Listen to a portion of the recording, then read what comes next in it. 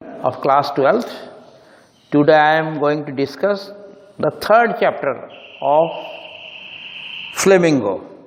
The name of the chapter is, the lesson is deep water. Now just I am telling you about the story, what it deals with which it deals, that I am going to discuss. The essay Deep Water this is written by William Douglas. This is an autobiographical account of a childhood misadventure which left an indelible impression on the narrator's mind. जो यहाँ लिखने वाला है वो खुद ही भुक्तभोगी है, उनने एक ऑटोबायोग्राफी लिखी है, आत्मकथा लिखी है अपने बचपन के बारे में। एक जो उसने एक मिसएडवेंचर किया था, जो एक खतरा मोल लिया था और गलत काम किया था, उसके बारे में लिखा उसने। गलत क्या, बहुत रिस्की काम किया था, कुछ ऐसी रिस्की घटना घटित हो गई थी, उसके बारे में उसने लिखा है। ऑटोबायोग्राफी सच्ची घटना है, विलियम डगलस द्वारा लिखी गई है। All details particularly the feeling of fear remained aged on his mind for years together. और अगर ये देखा जाए कि बचपन में जब खौफ बैठ जाता है, कोई डर या खौफ बैठ जाता है, तो वो पूरे एच रहता है, बिल्कुल कहते ना उसके ऊपर, दिमाग के ऊपर उसका असर रहता है, एच करके रहता है, पूरा घर बसा के रहता है।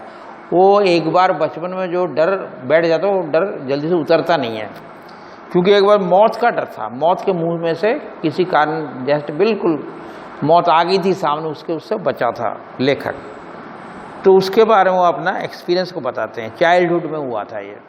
Later in his adulthood, he made a deliberate effort to shake off the terrifying memory and get over the phobia of water. उसके बाद जो बड़ा होता रहा तो देखा उसका सारा कुछ गड़बड़ हो रहा है मामला, पानी के पास जा नहीं सकता, पानी का बहुत भयंकर डर बैठा हुआ है। तो काफ़ी उसके जो मनोरंजन के साधन बंद हो गए थे, फिशिंग ट्रिप बंद हो गई थी, वो जो मछली पकड़ने जाना, कोई दूर वो उसका ट्रेड भी नहीं कर पा रहा था, एंजॉय नहीं कर पा रहा था वाटर को। तो वो दूर हटाने के लिए, phobia means hate for water, तो हेट ऑफ वाटर, वाटर के प्रति जो घृणा थी उसको हटाने के लिए वो कैसे काम करते हैं ताकि वो धीरे धीरे डर जो है, फोबिया कह लो या डर कह लो, ख़त्म हो जाए। तो ये है, उसने काफ़ी उसके बारे में बताया, धीरे धीरे कैसे एक्सप्लेन किया, कैसे कैसे उसने अपने डर को हटाया। तो पूरी स्टोरी डीप वाटर इसके ऊपर है। It is written by William Douglas. Now I am starting the story here.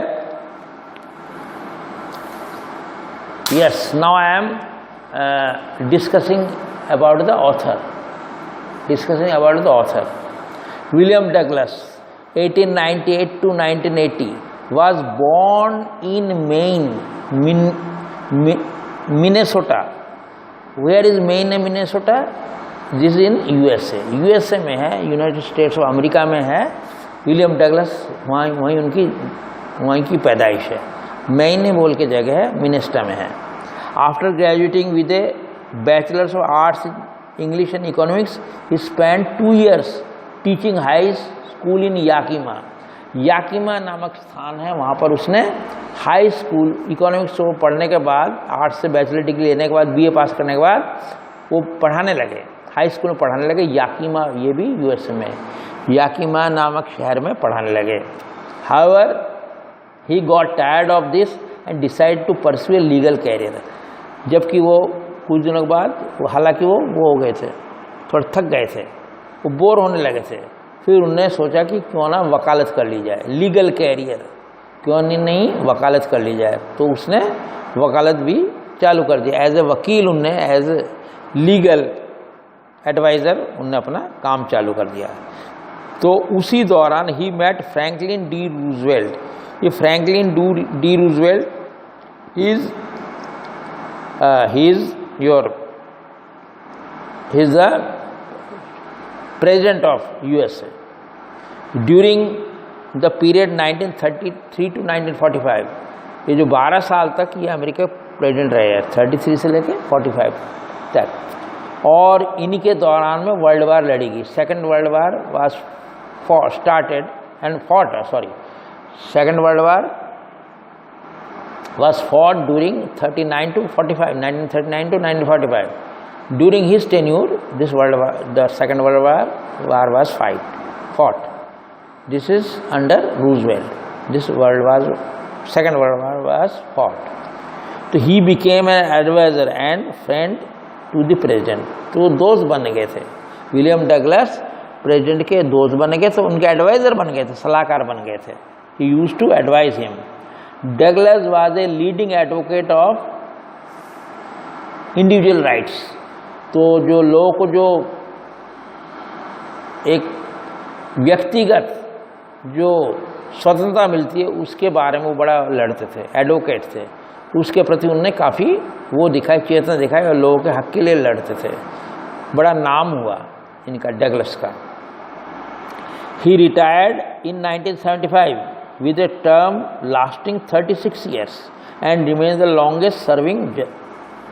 तो ये काफ़ी लंबा justice in the history of the court. एक 36 साल का रिकॉर्ड रहा है. 1975 में रिटायर हुए और 36 साल तक उनने कोर्ट में काम किया, जो कोर्ट की हिस्ट्री में एक बहुत लंबा रिकॉर्ड है. The longest serving justice in the history of the court, सबसे लंबा उनका ही रिकॉर्ड था. द फॉलोइंग एजर्ट, ये जो है आपका एजर्ट जो है, शॉर्ट जो है इसका जो लिया गया है भाग, इसका शॉर्ट जो है इसको ये है जो डीप वाटर है उसी में से लिया गया है उनका बारे में जो लिखा है उन्होंने. Is taken from of man and mountains by William O Douglas. कोई बड़ी कहानी ऑफ मैन एंड माउंटेन, उसमें से ये पार्ट लिया गया, एग्जर्ट लिया गया है of man and mountain, that is written by William O Douglas. It reveals how as a young boy William Douglas nearly drowned in a swimming pool. तो ये इसमें ये बताया गया कैसे, इस एग्जर्ट में डीप वाटर में ये बताया गया है कि कैसे वो डगलस मरते मरते बचे, डूबते डूबते बचे स्विमिंग पूल में. कैसे वो डूब रहे थे और कैसे वो उसके बारे में उसने डिस्कस किया है. लगभग डूब रहे थे वो लोग. इन दिस ऐसे ही talks about the fear of water and thereafter how he finally overcame it. तो सबसे बड़ी बात जो ये करते हैं, उसने ये बताया पहले पार्ट में कैसे उनको खौफ बैठा, फियर बैठा, डर बैठा वाटर का, क्योंकि डूबने से क्या एक घबराहट बैठ गई वाटर के बारे में, वाटर के प्रति. और धीरे धीरे कैसे उसने जो जो बड़े होते गए वो काफ़ी वो डर रहा, लेकिन कैसे उन्हें धीरे धीरे विजय पाई. How he won over his fear, उसके बारे में पूरी. How he overcame it, it means here fear, कैसे उसने उसमें विजय पाई डर के ऊपर. Notice how the autobiographical part of the selection use to support his discussion of fear. तो काफ़ी अच्छा लिखा उसने, डिस्कस किया फियर के बारे में. ऑटोबायोग्राफिकल तो लगता है बहुत ही सटीक वर्णन किया, वाकई उनके साथ घटित हुआ होगा क्योंकि ऑटोबायोग्राफी है तो इसमें सच्चाई है पूरी. कैसे आदमी के खौफ बैठता है उसके बारे में एक मोटिवेटिंग स्टोरी है. आप पढ़ेंगे तो कैसे डर पे काबू पाया जाए. अब मैं स्टार्ट करता हूँ. आई am starting the lesson. It had happened when I was 10 और 11 ईयर्स ओल्ड. ये तब घटित हुई जब मेरी उम्र 10 या 11 साल की थी. It was narrated by William Douglas. ये कह रहे हैं जब मैं 10-11 साल का था तो मेरे साथ ये घटना घटित हुई. क्या हुआ? I had decide to learn to swim. मैंने निर्णय किया कि मैं तैरना सीखूं. I wanted to learn to swim. How to swim? He did not know swimming. He wanted to learn. He decided to learn swim. To swim. There was a pool at YMCA in Yakima. तो याकीमा रहते थे, आपने पढ़ा हुआ. Yakima America में YMCA, young men's Christian association, इस full form है. तो ये आपका वहाँ एक क्लब है उनका. उन्होंने वहाँ पे एक स्विमिंग पूल था जो कि YMCA में था याकीमा में. That offered exactly the opportunity. और बिल्कुल वही बहुत मौका देती थी लोगों को सिखाने का. बहुत ही परफेक्ट था, एक बहुत ही अच्छा स्विमिंग पूल उसके लिए था कि वहाँ जाकर YMCA में जाके वो सीखे. तो बहुत ही अपॉर्चुनिटी देता था, लोगों को सिखाता भी था. तो बहुत अच्छा था, परफेक्ट जगह थी. The Yakima river was treacherous. तो ये बहुत ही धोखेबाज था। It is not truthful. It may deceit any time, deceitful, कभी भी धोखा दे सकता। ये उसकी बात नहीं हो रही, ये रिवर की बात हो रही है। रिवर बहुत ही धोखा जाते। काफ़ी लोग तो जो याकिमा है वहाँ रिवर भी था, याकिमा रिवर और स्विमिंग पूल भी था। तो याकिमा रिवर तो बिल्कुल भी वो अनट्रस्टवर्दी था, उसको आप रिलाय नहीं कर सकते, उसको बिल्कुल भी आप उसके ऊपर you can't rely upon on, you can not trust her, बिल्कुल ट्रस्ट नहीं कर सकता, कभी धोखा दे सकता। मतलब वहाँ पे आदमी सीख नहीं सकता, वहाँ पे ऐसा उबड़ खाबड़ है मामला कि वहाँ तो सीखना बड़ा खतरनाक है। तो वो ठीक नहीं था। लेकिन हाँ, जो YMCA का जो था स्विमिंग पूल वो अच्छा था। Mother continuously warn against it, और मम्मी बार बार कहती बेटा वहाँ मत जाना, मेरे को चेतावनी देती, you should not go to Yakima river. तो रिवर के बारे में तो बड़ी वो थी, मम्मी मना करती याकिमा रिवर में जाने के लिए।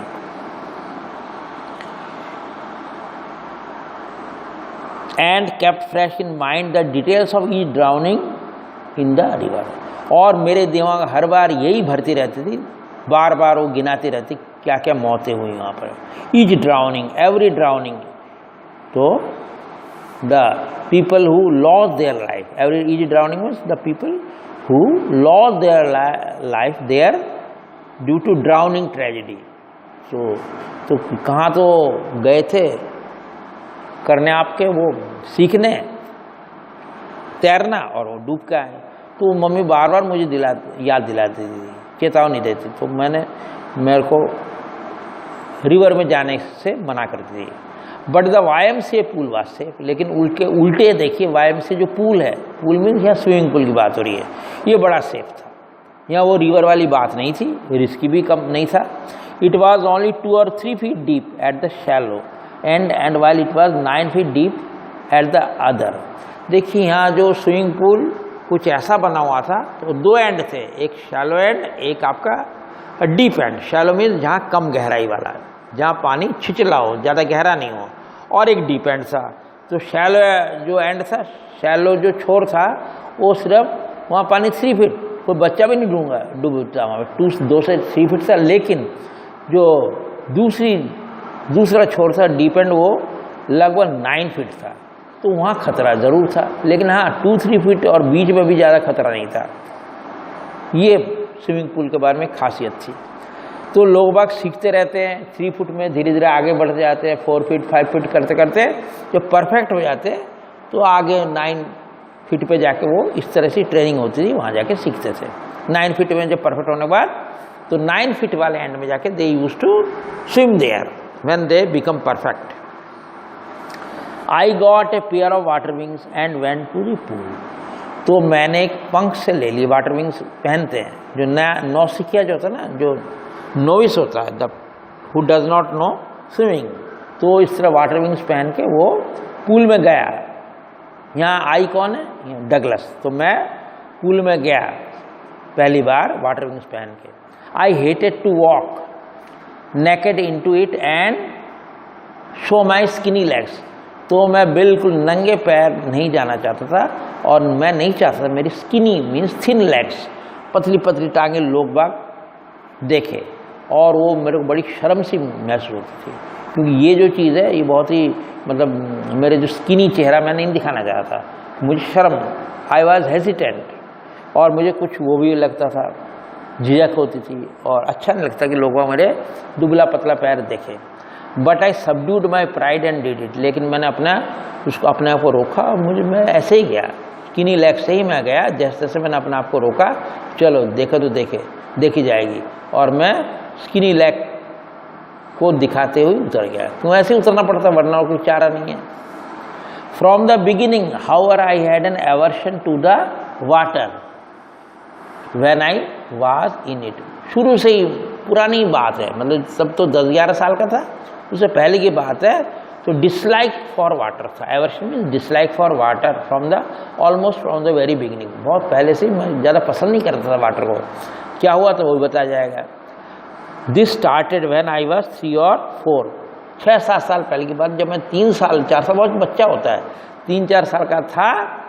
And father took me to the beach in California. California भी आपको अच्छी तरह पता है, बहुत बड़ा जगह है, यूएसए में, तो एक बीच में ले गए थे उसके पापा, डगलस के पापा उसको एक बीच में, आप बीच समुद्र में होता है, वहाँ पानी काफ़ी हद तक सेफ रहता है, वहाँ जाके वो सीखना था या नहाना था उसको। 3-4 साल बच्चा वहाँ बीच में जाके नहाने लगा। He and I stood together in the surf. I hung on to him. तो समुद्र में जो लहरें आती, झाग आती, मैं वहीं पे खड़ा, डर लग रहा था, मैंने उनको पकड़े हुआ था, लटक गया था मैं अपने पापा के साथ, तो लहरें काफ़ी तेज आती थी। Yet the waves knocked me down and swept over me. ये सर्फ है जो हम करते ना, यूज सर्फ पाउडर, वो झाग का मतलब है। समुद्र का भी जो लहर के जब मारती हैं, जब टक्कर मारती हैं चट्टानों के साइड में, मतलब लहर के किनारे पे, वहाँ सर्फ इकट्ठा होता है, झाग इकट्ठे, तो उसको सर्फ बोलते हैं। तो लहर उसमें सर्फ पैदा होता है। तो जो सर्फ, जो वॉशिंग पाउडर कह लो या जो आप डिटर्जेंट टिकिया कह लो, वो उसी से आया, सर्फ झाग होता है, इसलिए समुद्री झाग को भी सर्फ कहते हैं। तो the waves knocked me down, मुझे गिरा दिया। It pulled me down, it actual में knocked me off, it disturb me, it stuck me down, इसने मुझे लड़खा दिया, मुझे फेंक दिया। कहाँ? बस वो ये स्वेप्ट ओवर मी, और क्योंकि मेरे ऊपर से स्वीप कर गई थी। Sweep, swept, swept, third form is swept. Sweep मतलब मेरे ऊपर से पूरा पानी चला गया था, मैं नीचे था और पूरी लहर के लहर मेरे ऊपर से निकल गई थी। I was worried in water, बरी हो गया था, बरी हो मतलब मैं डूब चुका था वाटर के अंदर पूरा डूब चुका था, बरीड हो गया था, BURY बरी इन वाटर। तो बरीड से बन गया BURIED, सेकेंड फॉर्म है buried in water. My breath was gone, मैं हाँफ चुका था। I was panting, I was out of breath, I was frighten, father lord, मैं घबरा गया था। पापा हंसने लगे, पापा को डर नहीं था, पापा तो बड़े एक्सपीरियंस थे, पापा हंसने लग गए थे और मैं हालांकि बुरी तरह घबरा गया था। But there was terror in my heart at the overpowering force of the wave, लेकिन मेरे दिल में एक दहशत आ गई थी कि मैं समझ गया था 3-4 साल की उम्र में ही कि बहुत ज़बरदस्त इसके अंदर ताकत है, बहुत मतलब ट्रेमेंडस फोर्स है वेव्स के अंदर, ये किसी को भी गिरा सकती है। तो मेरी दहशत सी बन गई वेव्स की ताकत के ऊपर। वेव्स की ताकत मतलब पानी की ताकत।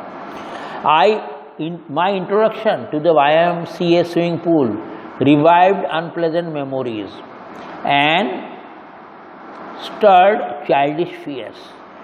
तो जो ही मैं YMCA गया, वही पुराना 3 साल का जो चाइल्डिश फियर्स था, 3-4 साल का जब मैं था, वही दोबारा मेरे अंदर स्टर कर दिया, STIR कि ये सेकंड फॉर्म में स्टर्ड, इसको हिला दिया, रिमाइंड कर दिया, मुझे रिवाइव कर दिया। और पुरानी जो मेमोरी आ गई ना, अनप्लेजेंट मेमोरी, वो दोबारा आ गए मेरे दिमाग में कि यार ये तो वही पानी है जहाँ मैं ओवर पावरिंग फोर्स ऑफ मैंने फील किया था, over powering force of wave feel किया, तो वही वाटर है। तो मेरे को बहुत बुरा लगा, अनप्लेजेंट में सैड मेमोरीज आ गई, it is not good for, it is not unhappy memories आ गई। But in a little while I gathered confidence, लेकिन वही थोड़ा इंसान तो वही करता है, धीरे धीरे अपने आप पे आ गया वो। I gathered confidence, I collected my courage, courage मैंने अपने साहस इकट्ठा किया। I paddled with my new water wings, जो वाटर विंग्स से मैंने पैडलिंग की, पैडलिंग कर सकते हैं ना, watching the other boys and trying to learn by aping them, aping मतलब इमिटेटिंग दैम, उनको नकल करने लग गया मैं उनको। एप बंदर को कहते हैं, जैसे बंदर नकल करते हैं, एप वर्ब भी है, ape is also verb, ape डेप एपिंग। तो I started aping them, I started aping other boys, they were also trying to swim with the help of water wings. तो उनको देख देख के बिल्कुल मैं वैसे करने लगा जो वो कर रहे थे। I did this 2 or 3 times on different days and was just beginning to feel at ease in the water when the misadventure happened. मैं ऐसे 2-3 बार किया मैंने, अलग अलग दिनों में ऐसे में तैर रहा था, लेकिन अचानक ज़्यादा तो प्रोग्रेस नहीं होती, लेकिन क्या हुआ, इन द जस्ट बिगिनिंग क्या हुआ था, I feel at is in the water when the misadventure happen. एक दुर्घटना घटे, यहाँ दुर्घटना, misadventure means A mishap happen, okay, an accident happen. वो किसी के हाथ में नहीं था, एक अचानक अजीब घटना घट गई जिससे मैं मतलब बहुत बुरा हाल हुआ। I went on the pool when no one else was there. मैं जनरली उस टाइम जाता था जब वहाँ पे भीड़ नहीं होती थी, तो मैं जाता था, कोई वहाँ पर रहता नहीं था पूल में, दोपहर के टाइम जाता था। द प्लेस वाज क्वाइट, बिल्कुल वहाँ क्वाइट था, there was total quietness there, nobody, very few people were there, almost nil. तो the water was still, तो water was stagnant there, it was not moving at all, waves are not there, and the tiled bottom was as white and clean as a bathtub। और नीचे बड़ा first class दिख रहा था, वो bathtub जैसे दिख रहा था, टाइल्स दिख रही थी, वाइट टाइल्स होती ना, वाइट या जो भी कलर हो, वो टाइल्स बड़ा आराम से, पर क्रिस्टल क्लियर वाटर था, स्विमिंग पूल बड़ा मेंटेन रहता था। I was timid about going in alone, so I set on the side of the pool to wait for others. कोई भी वहाँ नहीं था, कोई बंदा, तो मैं एक साइड में बैठ गया, किनारे बैठ गया और देखने लगा, कम से कम एक तो अंदर जाए, someone should venture first then I will follow him. तो ये मैंने सोचा पहले कोई हिम्मत दिखाए और मैं फिर आगे जाऊंगा। I had not been there long when in came a big bruiser of a boy probably 18 years old. ज़्यादा देर में नहीं रुकना पड़ा, इतने में देखता क्या बहुत लंबा चौड़ा एक चैंपियन टाइप का, ब्राइजर मतलब चैंपियन, हैवीली बिल्ट एक बड़ा सा लड़का आया, अच्छा उसका बॉडी अच्छी थी, बिल्डर था, बॉडी बिल्डर था, प्रोबेबली 18 ईयर्स ओल्ड हो सकता है, मेरी तो 10-11 साल की थी, उसकी 18 ईयर्स का हो सकता है, 18 years old boy. He had thick hair on his chest, उसकी छाती में बाल भी थे। He had hair, long hair और thick hair on the chest. इसका मतलब यही है कि वो काफ़ी हट्टा कट्टा सा। He was a beautiful physical specimen, देखने लायक बॉडी थी, स्पेसिमेन मतलब नकल थी। देख अगर कोई किसी को कंपेयर करना है फिजिकली तो उस आदमी को बहुत बढ़िया मॉडल टाइप था वो, ब्यूटीफुल उसके बॉडी थी उसकी, with legs and arms that showed rippling muscles. उसका पाँव, हाथ और पाँव में, लेग्स और आर्म्स, भुजाओं में वो बल खाते मसल थी, मांसपेशियाँ बल खाती थी। Rippling, ripple means wave, ripple से बना है रिपलिंग, वेव वो चला सकता था, लहर उठा सकता था पाँव से और अपने भुजाओं से मसल्स की लहर उठा सकता था। तो बड़ा अच्छा एक, he was a physical specimen. He yelled, वो चिल्लाया वो लड़का, हाय स्किनी, तो मेरा मजाक उड़ा स्किनी बोल के, पतले, यही पतले दुबले। How do like to be ducked, अगर तुम्हें अंदर डक मतलब तुम्हें अंदर फेंक दिया जाए तो अंदर नहीं जाना चाहोगे, पानी के अंदर घुसने से डर तो नहीं जाना चाहोगे, बस इतना ही उसने बोला। With that he picked me up and tossed me into the deep and, और उसने आओ देखना ताओ मुझे उठाया, पिकअप किया, raised me and he through me into the deep and, मतलब वही जहाँ 9 फीट पानी था वहाँ फेंक दिया उस तरफ। तो देखिए क्या हालत होगी, 9 फीट पानी में आदमी, बड़ा मुश्किल हो जाएगा। और वो उसकी हाइट भी बहुत कम थी, 10-11 साल के आदमी की हाइट नहीं होती, बच्चे की हाइट 10-11 साल की इतनी नहीं होती कि बच पाएगा, और तैरना आता नहीं था। I landed in a position, swallowed water in a sitting position, swallowed, I landed in a sitting position, swallowed water and went at once to the bottom. तो बिल्कुल सीधा सीधा वो आसन जैसे करते ना, बिल्कुल कैसे सिटिंग पोजिशन में आलती पालती मार के, तो मैं बिल्कुल चला गया था, क्यों वैसे बैठा था, उसने बच्चा बड़ा बलशाली था, बहुत ताकतवर, मैं सीधा उठाया और सिटिंग पोजीशन में बैठे बैठे चला गया। तो मैं वाटर की सरफेस पे सिटिंग पोजीशन में आ गया, मैंने वो पानी पिया भी, चलो निकला काफ़ी पानी, इच्छा नहीं थी फिर भी ज़बरदस्ती निकलना पड़ा, और मैं सीधा नीचे की तरफ जर्नी पे चला गया, क्यों मैं हाथ पैर चलाने काबिल नहीं था, नीचे में डूबने लग गया, पानी के अंडर वाटर जर्नी चालू हो गई। I was frighten but not yet frighten out of my wits, हालांकि मैं घबरा गया था, लेकिन इतना भी नहीं घबरा गया था कि मेरा दिमाग काम करना बंद कर दे। मैंने दिमाग लगाया, मैंने अपने विट्स का इस्तेमाल किया। I applied my brain. On the way down I planned, when my feet hit the bottom I would make a big jump, come to the surface, lie flat on it and paddle to the edge of the pool. तो मैंने ये सोचा था, जब नीचे जा रहा था, मैंने प्लानिंग कर ली, मैंने योजना बनाई थी, बना रहा था मैं, जब मैं नीचे जा रहा था, डूब रहा था, कि जो ही मैं मेरे पैर बॉटम में टिकेगा, जब नीचे उसमें टिकेगा पैदे पे पूल के, तब मैं बहुत छलांग जंप मारूंगा, वहाँ मैं उछलूंगा और फिर एक बहुत बड़ा लंबी ताकत से एक जंप लगाऊँ ऊपर की तरफ, और ठीक मैं ऊपर पहुँच जाऊँगा और फिर वहाँ पे सीधा लेट जाऊँगा, लाई फ्लैट ऑन इट, सीधा लेट जाऊँगा, horizontally I will lie there and paddle to the edge of the pool, और पूल के किनारे तक मैं अपने आप को पैडलिंग करके आ जाऊँगा। Okay, now I am finishing today, I will continue from tomorrow. Okay, bye.